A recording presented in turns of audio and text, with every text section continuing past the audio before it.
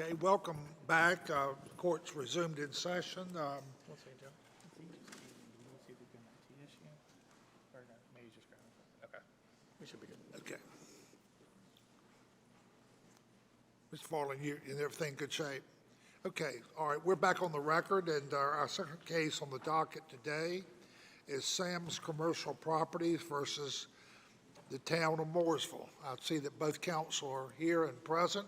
Are there any preliminary matters to come before the court? Okay, hearing none, then we will hear from the appellant. Good morning. Good morning. Thank you very much. My name is Craig Justice. I'm with the Buncombe County Bar here on behalf of the petitioner appellant, Sam's Commercial Properties. I would like to reserve 5 minutes in rebuttal if possible. All right, did you drive in this morning or last night, Mr. Justice? I came last night. I have an excuse. My daughter's here at NC State, so I'm a Tar Heel, but I am now a Wolfpack as well. Divided loyalties, as they say, right? Yeah. Well, we're glad. I think you might be escaping some of the air pollution that's coming our way from the north too, in that I understand Asheville's having some impacts of that. Well, we're having a lot of impacts of various varieties, but I'm not aware of the air pollution thing, but hopefully it'll dissipate by the time I get there. Great. But thank you. Thank you. This is an appeal from the trial court's decision to affirm a lower zoning board's order denying my client, Sam's Commercial Properties, a permit to install a digital billboard. I'll take a little bit of time to go over what I believe are undisputed material facts in this case. My client applied with the town in early 2021 for a zoning permit to erect this billboard. The location in question is off of Highway 150, which is a major road corridor in the town that runs off of Interstate 77. It's a highly commercialized area with big box stores and the typical commercial corridor. In February of that year, the application was denied by the zoning administrator. The only written notice of a determination in the record is found on record page 18, which I've included here on the screen. In that determination, the planning director relies on only one provision of the code for this denial. The provision of the code is there on the easels for the traditional way of displaying things. On the left was the language in effect at the time of our application. It specifically dealt with off-premise commercial advertising signs, aka billboards. The determination made by the planning director was that billboards were generally prohibited and that the exception there for FAP signs didn't fit this case. The planning director decided that the only signs that fit under that exception were NCDOT installed signs or existing billboards that predated the ordinance. We appealed that decision timely to the Zoning Board of Adjustment. Meanwhile, my client, soon thereafter in May of 2021, this is a document on record page 63, submitted additional information to the zoning administrator to update the application.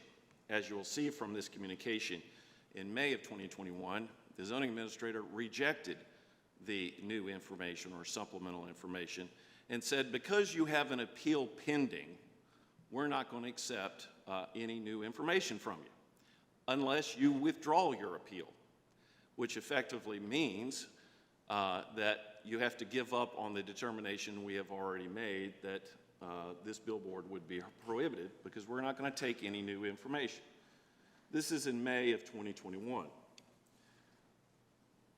If you will notice in that communication, there is no mention of an application being deemed incomplete or any issue that would suggest there's an additional grounds for denying my client's permit. At the same time that my client was rebuffed to provide additional information, the town was behind the scenes changing the ordinance. This is a staff report that's in the record on page 51, where the town was going to delete this exemption that's in their code because, as the town admits, or the director admits to the planning board, this is confusing language, this sign exemption. Again, my client was not aware of the change. And then ultimately, this change went to the Board of Commissioners in July, where this quote-unquote confusing language of this exemption that you see up here on this easel was in fact deleted. In August, so the next month, my client appears in front of the Zoning Board of Adjustment challenging the denial. The staff report from the planning director says my client's permit application was denied. But this is an issue where now the town has been taking the position that my client somehow didn't submit an application, which is odd. But yet, both the pleadings and in the staff report, it's clear that my client, the right property owner, applied for a permit to erect a sign. So are you claiming that whether or not the change was valid, even if it was, you're still entitled to have your application reviewed and determined under the ordinance prior to the change? Based on statutory preemption in the permit choice law, 143-755, yes, we would be protected. Now, I'm saying to you that throughout these proceedings, you can certainly infer this aha, gotcha moment of where the town is now saying, well, your application's not complete, therefore we wouldn't be entitled to the protections of the statute. But we believe we had submitted an application. That application was denied on the merits, not because of some procedural incompleteness. And when the issue came up at the zoning board that, oh, the board, you should deny it because it's incomplete, that was a complete surprise. But yes, Your Honor, we believe we're entitled to being vested. Let me ask you this. So are you making two separate arguments that your application comes within the exception that applied to the ordinance prior to any change, and if not, that a complete prohibition of off-premises signs is unlawful? I do believe a complete prohibition of off-premise signs is unlawful based on the case law we stated from the Supreme Court. So you're arguing both, we were timely, we are entitled to exemption, but if not, then the complete prohibition of off-premises signs is unlawful. Correct.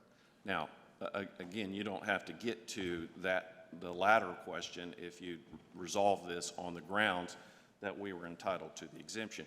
Let's talk about that then. So the exemption, I think we're all familiar going down highways where we see signs advertising convenience stores, fast foods, hotels, gas stations on the exits or on the roadway itself. And I think those are DOT signs. Is that correct? The blue signs? Yes. Yes, the blue signs. Okay. Is it the argument that that's what the exemption covers, are those types of signs? The town staff's position at the beginning was the NCDOT signs fell under the exemption there. And that's the only ones that do? That, and at the time, and the town is like the paper in the wind, flip-flopping with various fluctuating positions as we've moved through this, which shows at best we have some ambiguity. But at the time of February 2021, based on that determination was the first thing I put up, they said there were two signs that qualify under this exemption: DOT install signs and existing billboards.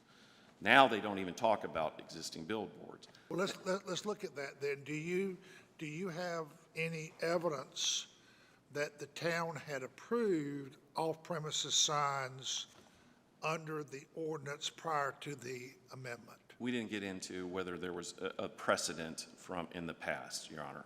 So the consistency of the application of the ordinance is what I'm trying to get to. The town didn't offer up the consistency, therefore we didn't rebut an offer that this has been the consistent interpretation. So we didn't offer that up.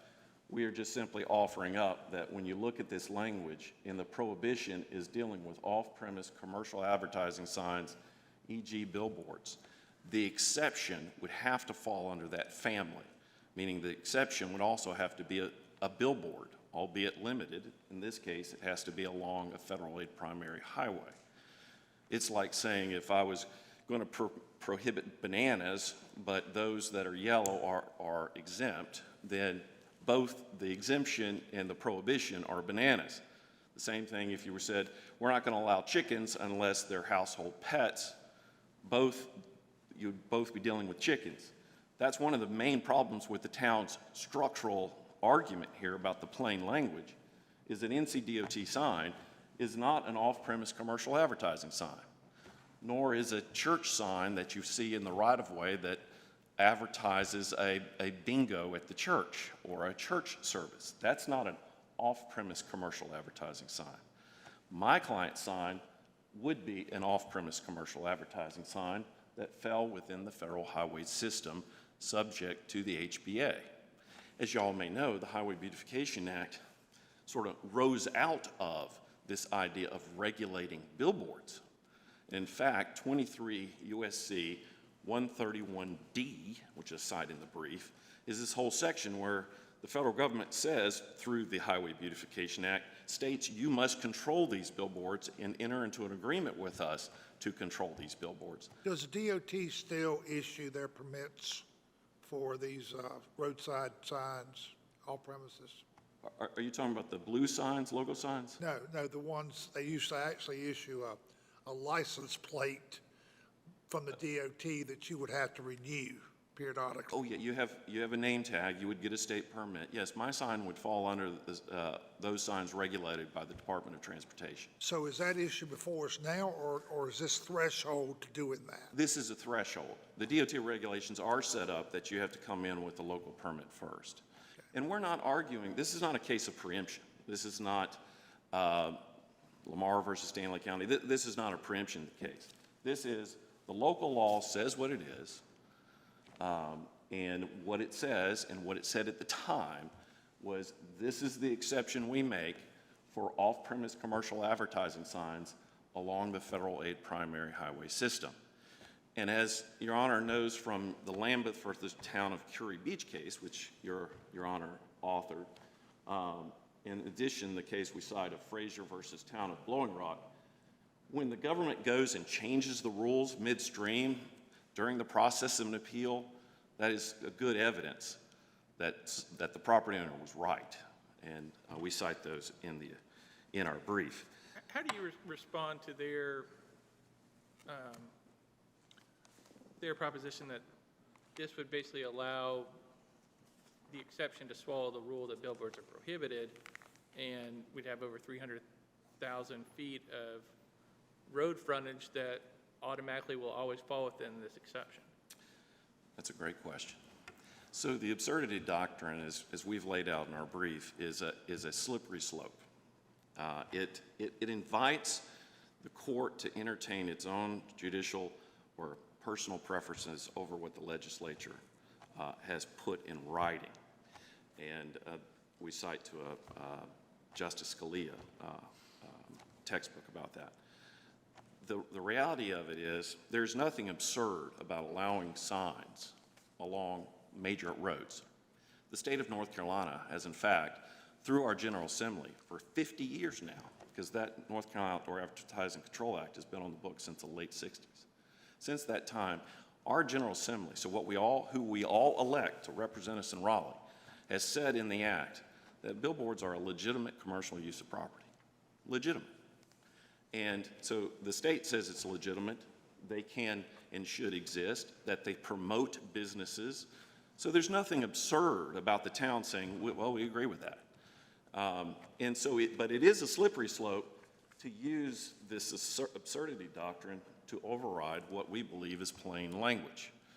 The absurdity doctrine should only be used when there's a technical or ministerial error that's apparent on its face. I have never seen, Judge Murphy, this doctrine be implied in the free use of land concept to override the principle that if there's an ambiguity, you construe it in favor of the property owner. I've never seen a case in my 30-plus years where the absurdity doctrine took primacy over that principle of law. And so we are... Do we, and I see you cited Humble Oil in your brief, do we view these restrictions narrowly, and do we strictly construe them Yes, sir. under Humble Oil? Under Moore's Communication City of Bessemer City, and, Your Honor, I could sit here and tell all these folks in the audience, I can spend all day talking about all these cases that we've had from our jurisprudence, many of which that you authored, that honors this principle, that it's the duty of the government to write clear law. And if they fail to do that duty, and there's ambiguities, that's in favor of the property owner. The government does not get a free pass on the rule of law. The government has a responsibility to make it clear. And there's a recent billboard case out of Clemens, Village of Clemens, Visible Outdoor versus Village of Clemens, where then Judge Dietz says the very same thing that I'm saying, is that the government has a responsibility to its citizens to make its law clear. You know, fair notice principles is one of the bedrocks of our rule of law, to tell people what the law is, and if it's ambiguous, we're going to construe it in favor of the property owner. And quite frankly, that law has been out there for almost a century. And to have the government in this case basically say, we got confusing law, we're going to change it, show up at the zoning board hearing and tell the zoning folks, this application's not even complete, so they wouldn't be entitled to the protections of the old law, all the while not telling my folks they're changing the law. There's something wrong with that. And if you look at the Moore's communication case, the City of Bessemer City case, Justice Martin, in that opinion, says the zoning administrator, you can infer, is trying to do an aha moment against the property owner. That was a billboard case. And it was the responsibility, Justice Martin said, it's the responsibility of a zoning board to protect the property owner from abuses of narrow interpretations made by staff. The zoning board, if you've read the transcript, the zoning board was all over the place, but basically was saying, these are our local ordinances and we're gonna protect these local ordinances, not protect the property owner. Even though I stood up in front of them and said, look, you're changing the law as you've changed the law because you're saying, your town is saying it's confusing. So your responsibility as a board, when faced with that, is to say, you shall get through the gate and be able to use your property, but prospectively, we have changed the law, so it will apply prospectively to others. That's what should have happened, not to hunker down and say, well, the law's confusing, but we're still going to deny this permit. That's not the way it should work. And in fact, I think the General Assembly in 6-21.7, the attorney's fee statute, has that statute as a remedial statute for a reason.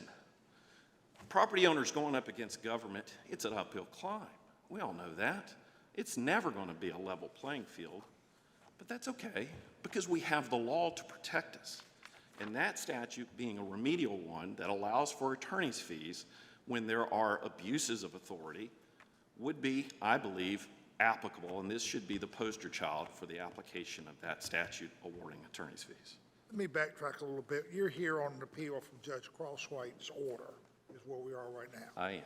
And let's back up a little bit about the standard of review for Judge Crosswhite and what is before our court too. So you have basically a whole record test, and then we have an arbitrary and capricious standard, correct?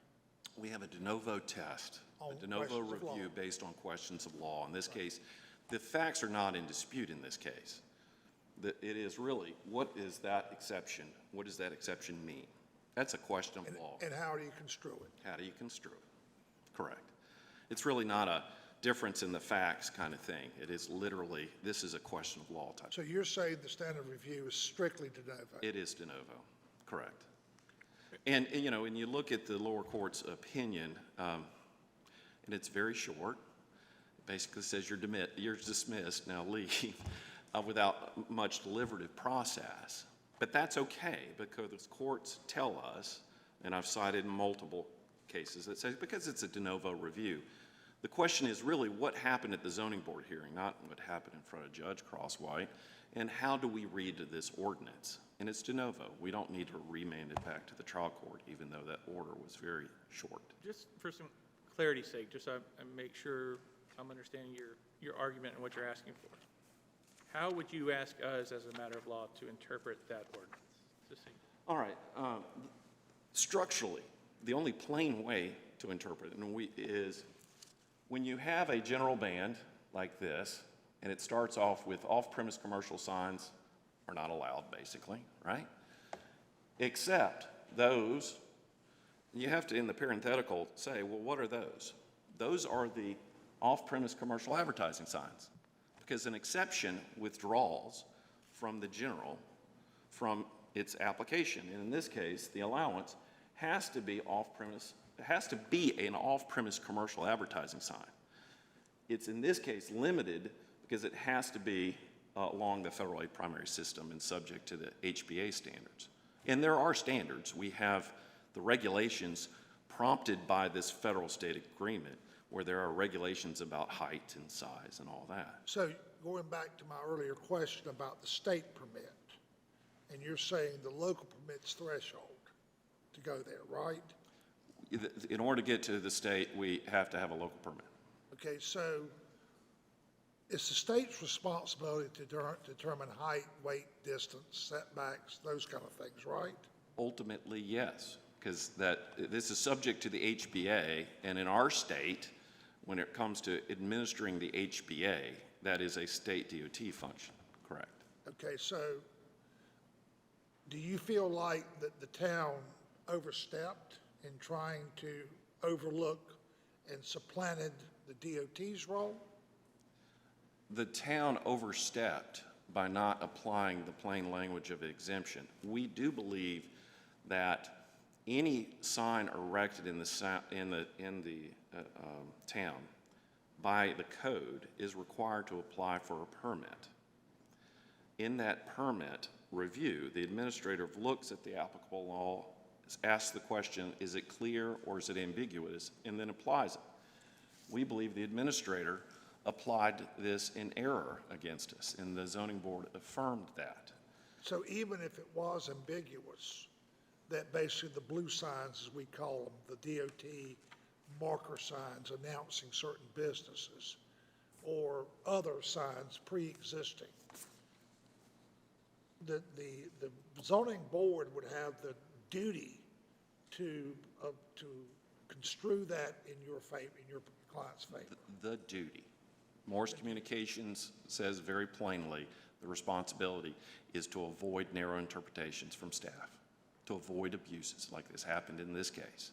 So when you went before the town board, you were counsel all through this, is that correct? Yes, Because sir. I'm seeing your name all the way through on the documents. So when you got to the town, you made this argument, I presume, right? Yes, yes, sir. I told them, and the Morse Communication case is actually an exhibit in the record. Yeah. I stood up there. These are folks that get trained by the Institute of Government. They are good folks, okay? But they're not judges. And in this case, I believe they applied their own personal preferences. When we sat there and we go, look, here's the evidence where the government, your staff, is changing the law because even they admit it's confusing. I don't think it's confusing. I think it says what it says.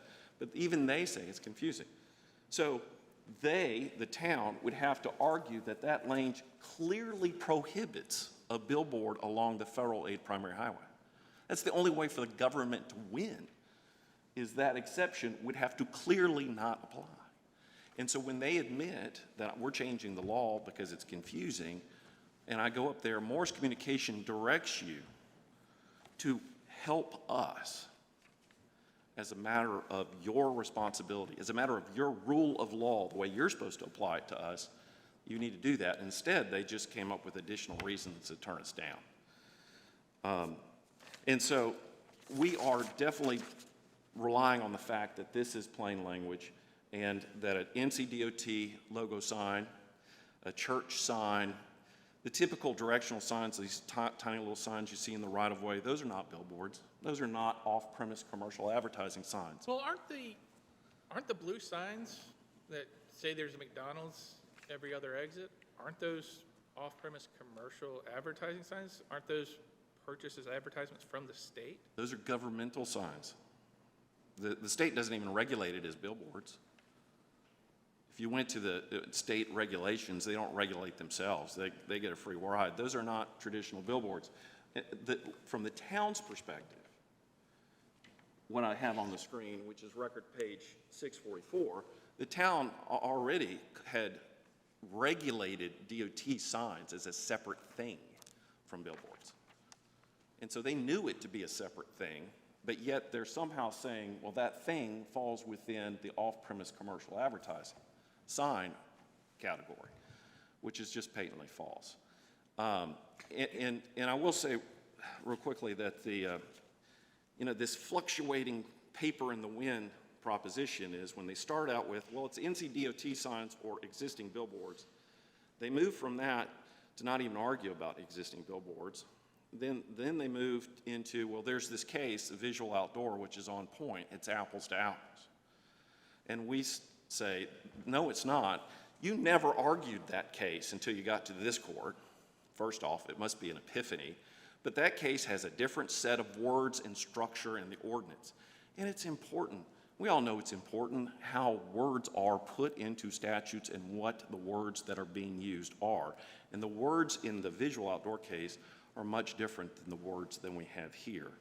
And at the end of the day, guess what? That court got a standard wrong of review. They relied on a line of cases dealing with deferential treatment when it came to ambiguities. And when we got to the Supreme Court in Morse Communications, Judge Tyson, that was me too, I was at that case, we were dealing with the fact that this court in Morse Communications had relied on that deferential line below, and we went up to the Supreme Court on a PDR as to what is the standard of review, should it be deferential, and the court said no, based on longstanding Supreme Court principles, as well as principles from this court. You have about 4 minutes left. I will reserve the rest of my time. Thank you. Thank you.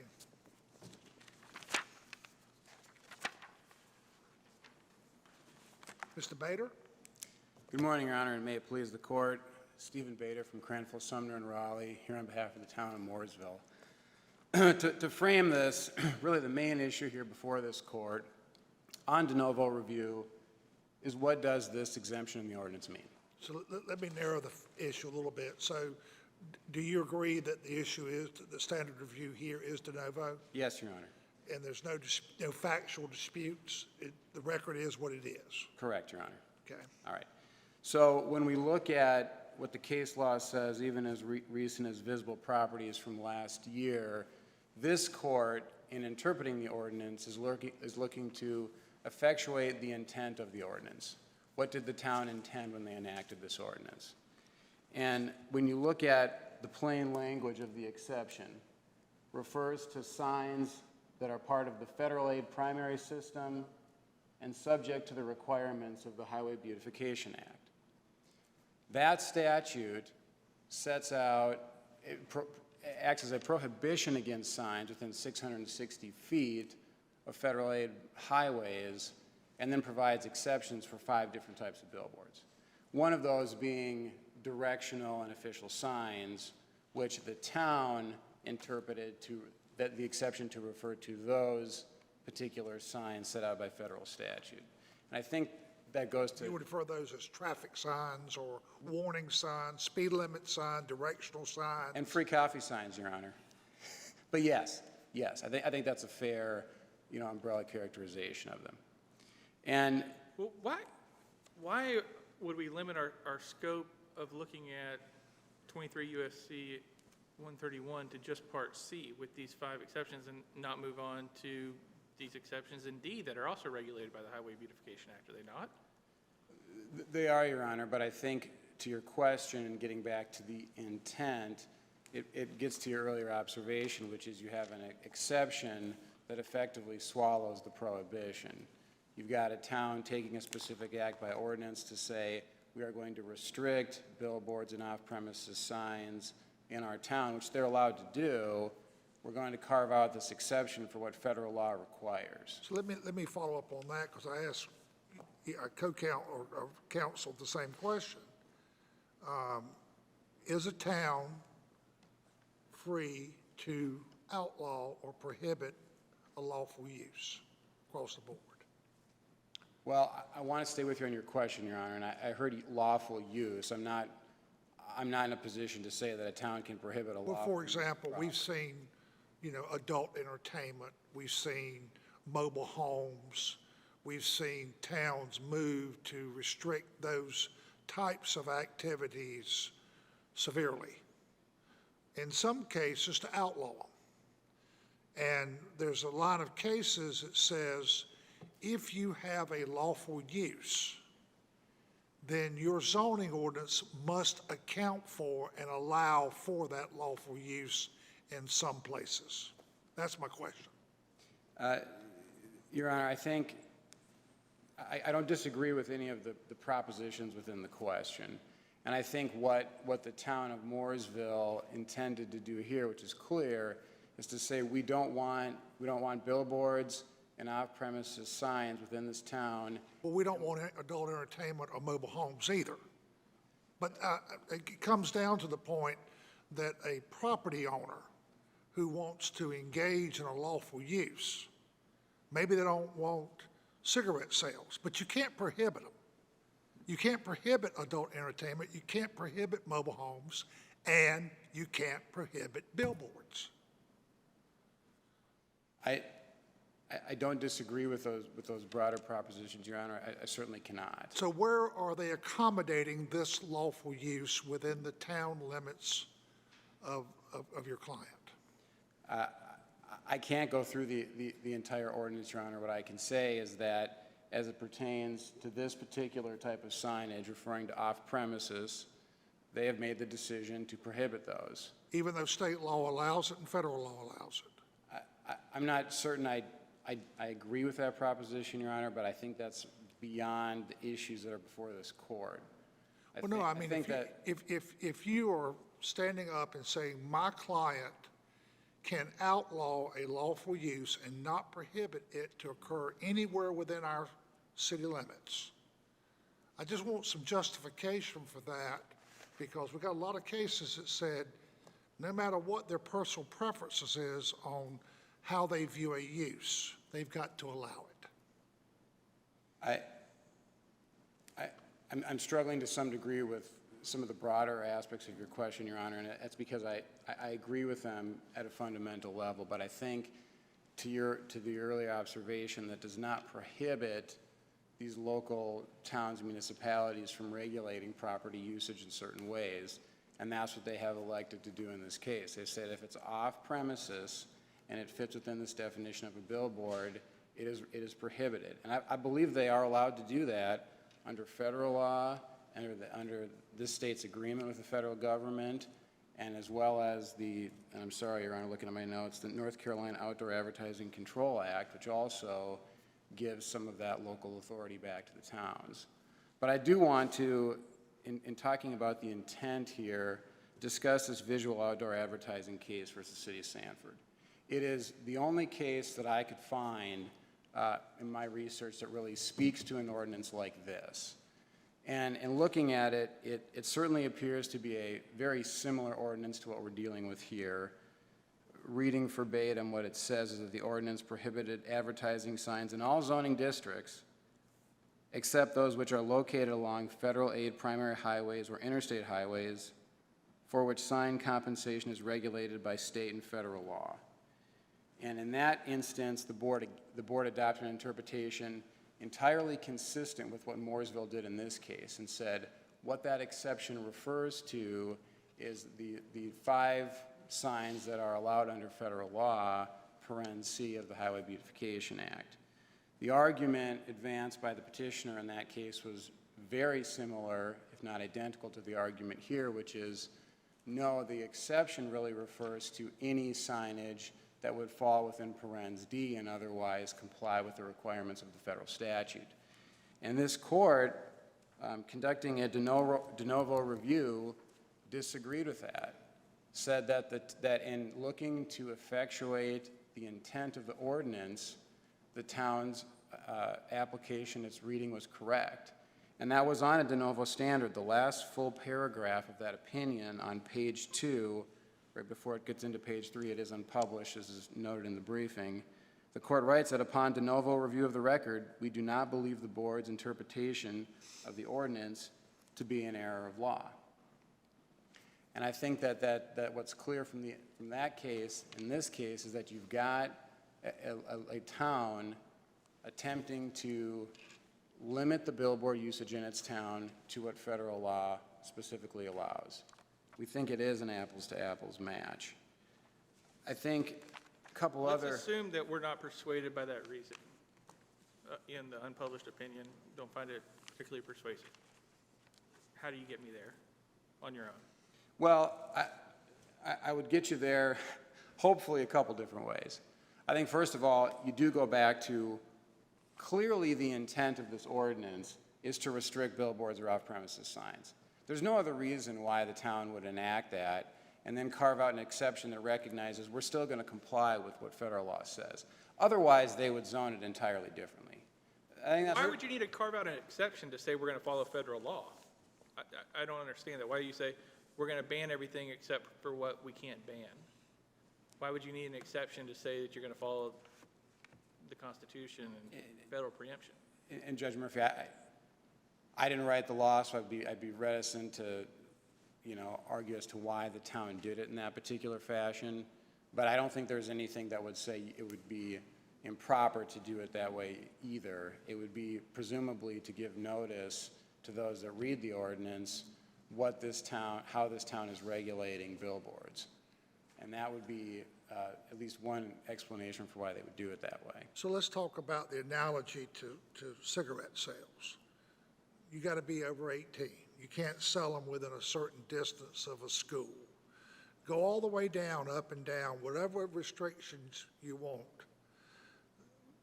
Can they say, we're not going to allow cigarette sales in our city limits, period? I don't know the answer to that question, Judge. It's a lawful use. It's a lawful enterprise. Can a town ban a lawful enterprise? My impression of that question would be, no, a town cannot. But Don't the precedents say, even using my examples of adult entertainment or mobile homes, that their zoning has to allow that use somewhere within their municipal limits? I believe that's correct, Your Honor, but that's not the same thing as the signage along federal aid highways. Now, he's already said that he's got to go to the state and get the permit. He's got to comply with all of the federal law and the state law. This is a mother may I here to get there, right? Correct. So can the town outlaw a lawful use? I don't believe the town can outlaw lawful use, but I want to make it clear the town's position here that restricting off-premises signs and billboards is something that the town is allowed to do via the state's agreement with the federal government, and it's the fact that our North Carolina statute governing this does not preempt local regulation. How does a private property owner's property rights enter into this? Wouldn't this be in fact a taking if they prohibited all use? I don't believe so, Your Honor. I think that's a little bit beyond the scope of the issues that are before this court. Well, I mean, we have case law from the Supreme Court that says if a town or its governmental authority prohibits all beneficial use of a property, that's a taking. I don't disagree with that either, Your Honor, but I think, to go back to your earlier point, there could be restrictions on adult entertainment, I alcohol agree. sales, liquor sales, You can't sell et cetera. cigarettes to someone under 18. You can't sell them within a half a mile of a school or a church, or all the things we've seen on alcohol and any kind of activity the government wants to regulate. But you do agree there's a difference between regulating and outlawing. Certainly, certainly. But as So where do we draw that line? well, and I appreciate Your Honor wrestling with these questions with me, but I think as we look at billboards and off-premises signs for what they are and how they are regulated, by federal law, by state law, with both of those laws allowing regulation at the local level, and allowing the kind of regulation that says we are not going to allow billboards or off-premises signs in our town subject to what we are required to allow under the HBA. I believe that is permitted, and that is what Mooresville did in this case. So counsel cited the Clemens case and the Morris Communications case from the Supreme Court. We're obviously bound by those precedents as well. Certainly. We're bound by the Humble Oil precedent to review zoning restrictions restrictively, narrowly. So help us get through to uphold, to affirm Judge Crosswhite in light of those mandates that we're under from the Supreme Court.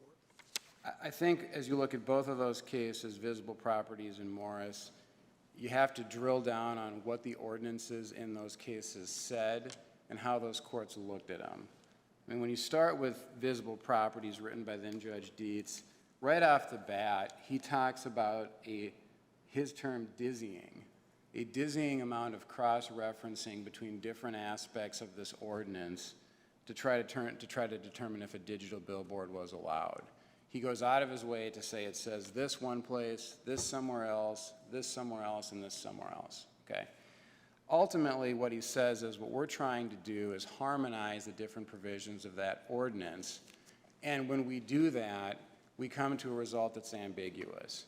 And if it's ambiguous, it's construed in favor of the property owner.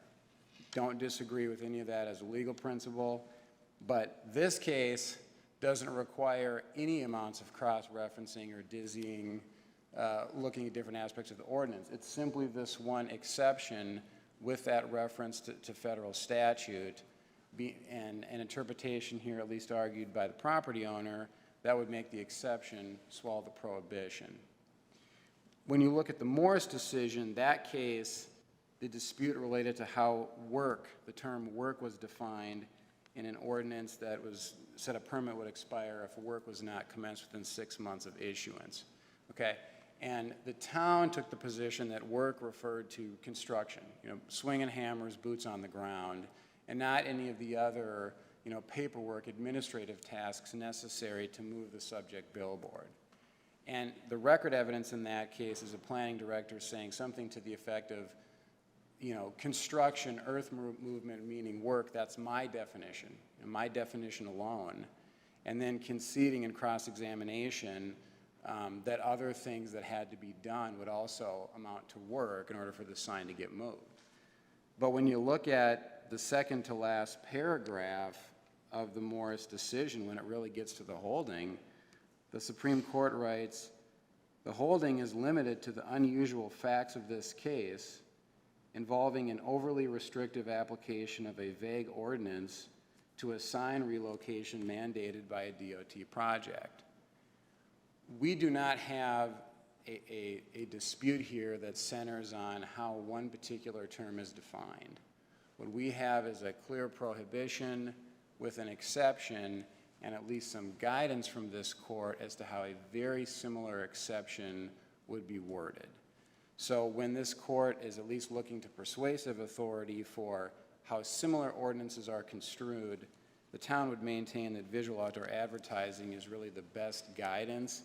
And while these other cases certainly state the law and state broader principles at play here, when you come down to the actual construction of the ordinance, they're distinct, just given the issues at play.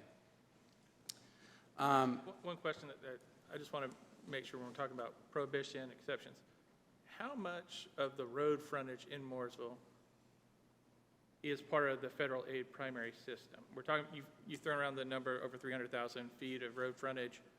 What's the total road frontage in Mooresville?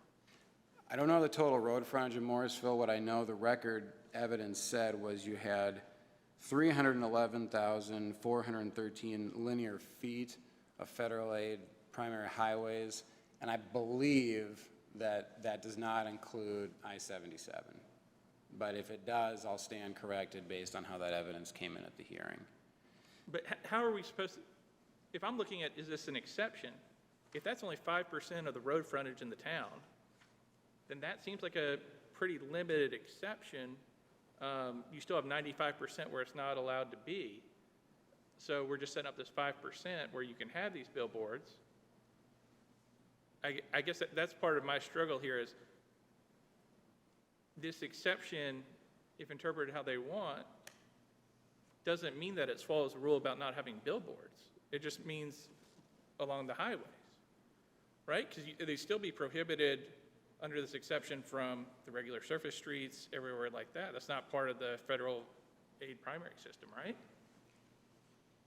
I think that's true, but I'd offer a couple caveats. I think the way that the evidence came in about the 311,000, the presentation wasn't that, the tenor of it wasn't this is 5% of the roads. The tenor was this is a pretty significant chunk of the roadways in Mooresville. And on top of that, I don't know, and I don't think there's record evidence as to what percentage of the roads would fall within, would be considered federal aid primary highways and what do not. I don't think we know that. But I don't think that, Would you at least concede that if it's an interstate highway or has a North Carolina designation number, probably they would be? yes. So then it comes to whether or not a city street would be a state-maintained road as opposed to maybe a purely a city-maintained road, right? I think that's correct, just strictly as to how the exception could potentially control placement of a billboard. But just to draw home the last points on intent that I just want to make sure that I touch on. You know, the ordinance itself talks about, like many of these ordinances do, the need for aesthetics, uniformity, things of that nature. That would be consistent with the town taking the position that we don't want billboards other than what federal statute requires. I mean, otherwise, and that was the observation that we've already touched on, you've got 311,000 plus linear feet that would seem to be subject to any billboard so long as they're otherwise compliant with parens D. And at least that was not what the town intended in enacting the ordinance. It's not consistent with how this court has looked at the issue in visual outdoors. Taking that string, and I think the string that Judge Tyson's thrown out about if a full ban would be unlawful. Let's assume that we decided a full ban would be unlawful, and their intent was to have a full ban, other than these items in C. What do we do if the intent in passing the ordinance was an unlawful intent? Well, I think that is, I appreciate where Your Honor is going with it. I think that's beyond the issues in this case, beyond what's before this court, and Well, wouldn't an unlawful intent make any decision based off of that arbitrary and capricious? I think that argument could be made. I think the primary response I have, and it's jumping ahead just a touch, is that the only authority on this point, although unpublished, would be the Visual Properties case, which says that a functionally similar ordinance is clear and in fact allows a town to restrict billboards other than what's required by federal statute. So I don't think you get that far, given that what the town was working off of, at least what was available, was one unpublished decision consistent with how they were applying their ordinance. Mr. Bader, if the town of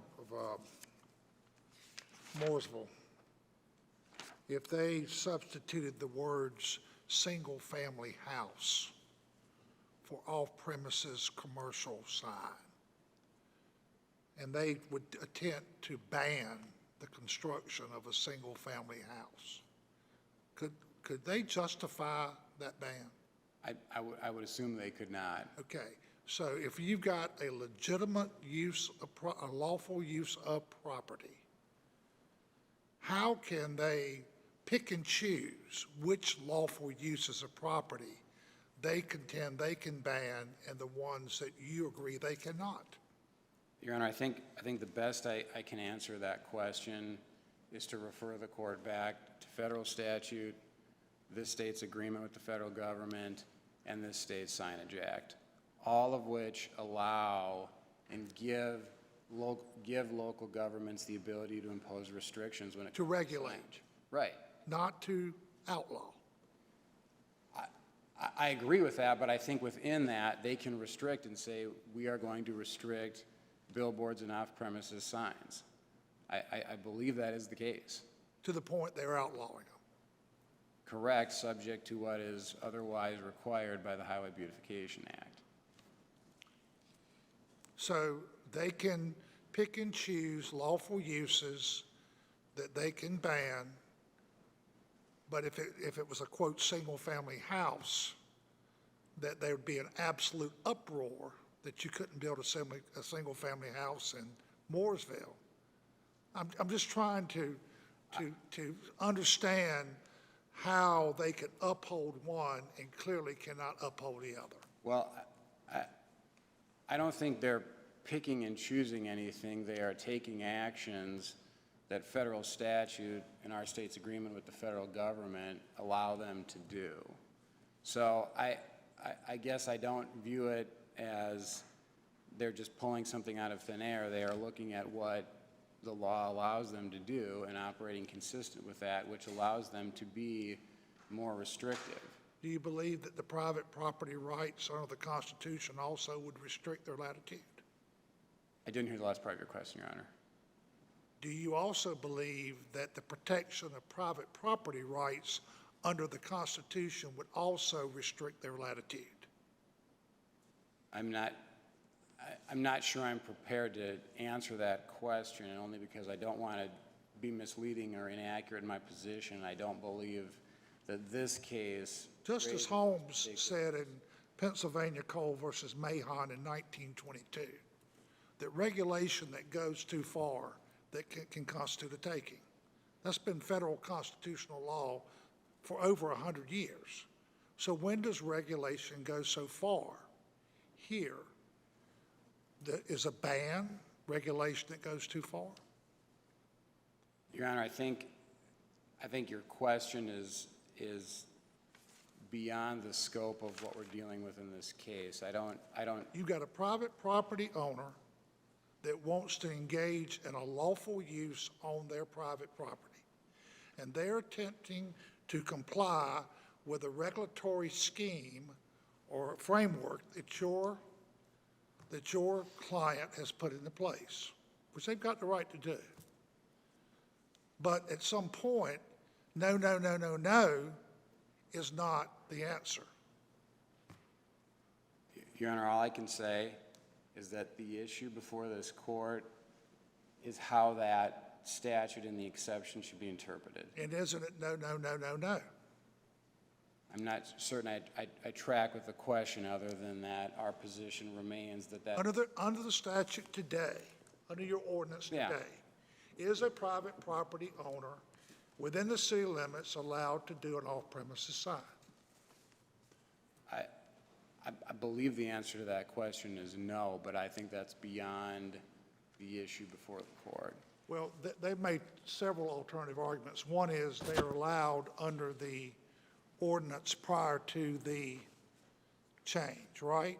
Correct. And then if that's not true, then a total ban is unlawful. That's the two arguments they've made. Yes. So explain to me why a total ban is lawful. Your Honor, I can't answer that question any different than I've answered it, which is that the Highway Beautification Act tells the states to regulate. Our state did that and entered into an agreement with the federal government to employ and enforce those standards. That allows towns to be more restrictive in their signage. To the point of a ban. I believe that's correct, Your Honor. I want to use just the last 3 minutes here to touch on. Let me ask you one question before you wrap up. I just find the exception, appears on record page 647 as it was before. When was that ordinance implemented? When did it become the lawful ordinance of the town? I'm not sure, Your Honor. I'm not sure. I hope that does show up in the record, but I don't have that information offhand. Do you concede that this application is what prompted the planning board or staff to seek to change, to make the law more restrictive? I don't have any firsthand information. Well, let's look at the timeline. I can't dispute what the record evidence that council's put up shows. I was not privy to those town changes, so everything that he has put up is accurate record evidence as to what the town was doing. So I can't stand up and say that there were other reasons that I'm aware of for why they did what they did. And to the last point here, which is really twofold, and I think I'll start with the attorney's fees issue. Okay, There's North Carolina General Statute 6-21.7 says that this court shall award fees if a town violated a statute or case law setting forth unambiguous limits on its authority. And then unambiguous goes on to be defined as that the limits of authority are not reasonably susceptible to multiple constructions. I would say to this court that the only authority, be it unpublished, on this particular issue is visual outdoors. So certainly the record evidence wouldn't support a finding of the town doing anything that's unambiguously contrary to its authority. If anything, the record evidence would show to the contrary. On top of that, when you look at visible properties in Morris, the two cases primarily relied upon by Sam's Commercial, both of those cases come out effectively saying that this particular ordinance can be construed in a way that's ambiguous, and for that reason, we come out in favor of the property owner. And I think that's really at least certainly one of the arguments made here for Sam's Commercial's position, is that to the extent that that's unclear, it should come out in their favor. The only last comment I want to make just deals with the remand, which is if this court is inclined to remand this matter, it shouldn't be with a directive that this billboard be approved. It should be with a directive that the application be considered, interpreting the ordinance however this court decides that it would be interpreted upon de novo review. I don't want to really belabor this point, but this was an application that did not include any particular parameters as far as what sign was going to be put up. So to direct it back to the town to say approve this without having at least the parameters of what's to be considered going through the zoning process would seem to be problematic for a lot of reasons. So at minimum, if this court is inclined to reverse, attorney's fees should not be awarded. This should go back to the zoning commission to allow a completed application to be submitted and considered consistent with an interpretation of that statute that is adopted by this court. One last question. If the applicant complies with state law in terms of the requirements of height, size, construction materials, all the way down, can Mooresville extend or require more than the state? I'm not sure I know the answer to that question. I'm not sure it's strictly before this court. What I know is that, and I'm just going to refer to my notes. The second part of my question would be, would that be a basis for them to say the application was incomplete because they would still have to comply with the state standards once the permit was issued? I don't think so, but I don't want to say anything inaccurate. I mean, I think that, if anything, that gets back to my point about why it should go back for that initial application, and then if that's approved, it would get to the DOT level, as has been discussed. Thank you very much. Thank you. Rebuttal? Yes, I have about a handful of points. By statute, 160D 1402, when a permit is wrongfully denied, the directive from our General Assembly is for this court, if you find so fine, to direct that the permit be issued. There is no such thing as a remand to get a second bite at the apple. When they say they don't know what the sign is, this is a copy here on record page 36. This is attached to the Board of Adjustment order, is a structural engineering drawings of the sign. Suggests they don't know what it is. And there's testimony during the Board of Adjustment record of how big it is, how tall it is and all that. So that's just a red herring. This idea that the ban issue is not before the court, it's cause of action 3 of our petition, and it's been briefed by us, that they can regulate, they can't ban. The effect of saying billboards are not allowed, period, is a ban, and it's unlawful. We rely on state law, state constitutional law. Government is not omnipotent in this state. They must follow our Constitution. They must follow the directives of our General Assembly. We believe they can't ban. That is an alternative argument that we've made. To suggest that visual applies, and it's so clear that visual applies, remember that one of the reasons the zoning board denied us the permit is they said we don't understand what an FAP sign means. That was the third reason. We don't know what they mean by FAP signs. These are the words that the town chose to use, and you have the zoning board saying, I don't know what this means. When Judge Dietz wrote his opinion in the visible outdoor case, one aspect of that case is what does an EMC mean, an electronic message center sign? The Village of Clemens didn't define it. The court said, Judge Dietz said, we can't enforce this provision. If you don't know what it is and we don't know what it is and the common person on the street doesn't know what it is, we're not going to enforce it. And so for the zoning board to admit, I don't know what an FAP sign means, squarely fits within Judge Dietz's point that it's up to the government to write clear law. If they can't do it, then you err at the side of the free use of land. The visual case, again, is so distinguishable. He keeps saying it's apples to apples. We've briefed it.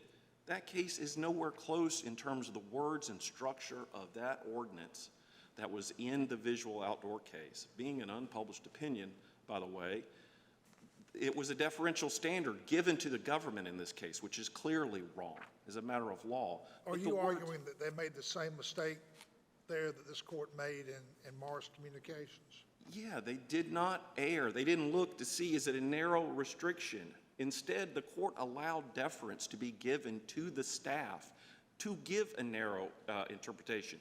But remember, Judge Tyson, the wording there is so much different because you had a ban in a different section of billboards, and then you had another section of the code that they had to harmonize with. All of what we've got in this topic is right there. It's all baked in together. So again, the plain language says we're going to generally ban off-premise commercial advertising signs except those along the federal aid primary. And this argument about swallowing the prohibition, there are no facts that the board found. There's no facts there in the record to suggest it. Judge Murphy, you hit it on the head. Well, how many roads are there in the town? What are we talking about? The town is basically using absurdity and this fear-mongering as a way to avoid the plain language. Whose responsibility was to show absurdity? It was the town. So why didn't they tell us how many roads they have in the town? Why didn't they point out to the zoning board, well, this wouldn't apply to city streets? They didn't. They tried to fearmonger by saying, well, man, it'll swallow the rule here. It doesn't swallow the rule. And at the end of the day, absurdity cannot be used to deny the free use of land in our state, period. One more question. I think we're even over your time, but is it your position that the plain language interpreting this and subject to requirements of the Highway Beautification Act doesn't limit it to C, is also inclusive of D? Yes, it's definitely D. And the visual court got it wrong because of their narrow construction, but at the end of the day, D is there. That's the whole premise of the state outdoor advertising regulation that's been prompted by the HBA. Billboards is the thing when we talk about HBA. And at the end of the day, the attorney's fees that we're asking for is we have a plain language ordinance that they have ignored and violated, and they wanted to change it to hoodoo us. And secondly, folks, when I sit up there and go, Moore's Communications is the law, so if it's ambiguous, we should win. The statute of attorney's fees is meant to level the playing field, to say to government zoning boards, hey guys, if we think it's ambiguous, you're going to have to let them in and get their permit. If you want to change it, apply it prospectively.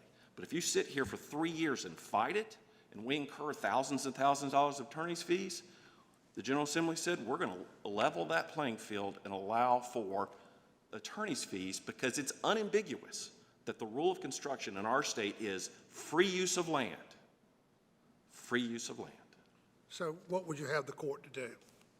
Your Honor, I would like for this court to reverse the trial court and remand with an order to have the permit issued. I would like this court to award our attorney's fees for the period of time, not only including up until the trial court, but what we have incurred on appeal. And we have pointed out in our brief why this statute is a remedial statute that is meant to level the playing field for property owners. And to cut it off at the trial court stage, I believe, is beyond or contrary to the intent of the General Assembly for creating this. So we would like our permit, and we would like our attorney's fees. Thank you very much. Thank you. Thank you. Good arguments. Thank you both.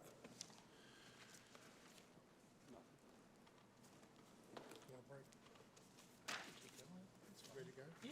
Okay. All right, thank you. We'll give counsel a few moments to clear, and the court's decided to go ahead and proceed with the third argument. So we would ask counsel to come on up. We'll give you a few minutes to get settled in.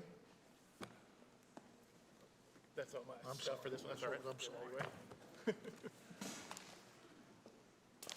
Here's mine, I'm sorry. I moved it out of your way.